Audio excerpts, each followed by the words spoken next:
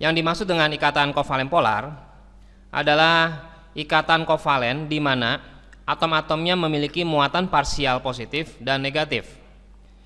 Ikatan kovalen polar kadang disebut juga ikatan dipol. Nah, dipol itu singkatan dari dipolar, yang artinya dua kutub. Kata di sini adalah dua dan polar di sini adalah kutub. Senyawa yang memiliki dipol atau yang disebut dua kutub adalah senyawa yang memiliki kutub positif di satu sisinya dan ada kutub negatif di sisi yang lainnya. Contohnya misalnya di sini ada senyawa, di sini ada di sisi yang satunya ada kutub positif dan di sini ada kutub negatif. Lambangnya biasa kita lambangkan dengan lambang delta. Di sini delta positif dan di sini juga bisa kita lambangkan ini delta negatif.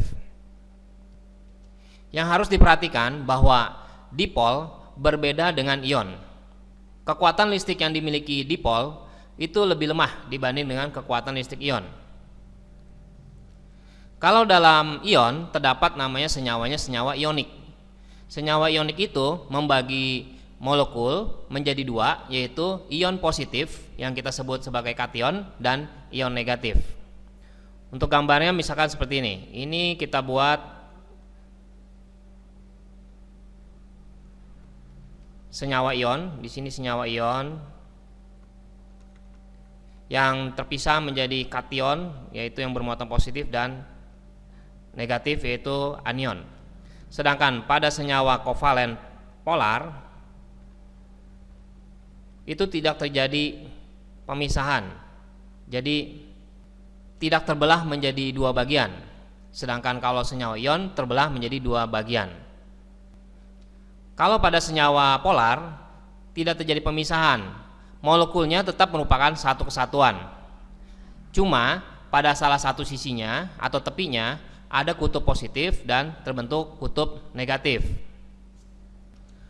Kalau misalkan senyawanya itu adalah senyawa nonpolar, dia tidak terdapat pengkutupan di molekulnya di sini. Jadi ini disebut sebagai senyawa nonpolar. Kepolaran molekul dibedakan atas dua faktor. Yang pertama kita bahas yaitu kepolaran dari molekul yang memiliki satu ikatan kovalen. Contohnya, misalkan hidrogen, berarti apabila kita gambarkan Lewisnya, struktur Lewisnya berarti di sini hanya ada satu elektron dan untuk H juga satu elektron.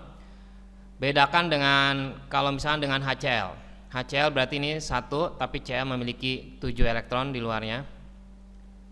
Nah, dari dua kasus di sini terlihat bahwa hidrogen atau H2 elektronnya itu menyebar merata. Sedangkan untuk HCl ternyata ada perbedaan. Ternyata HCl di sini dia lebih banyak elektronnya, jadi dia terjadi perbedaan keelektronegatifan yang sangat besar. Jadi pada HCl terjadi distribusi elektronnya itu tidak merata.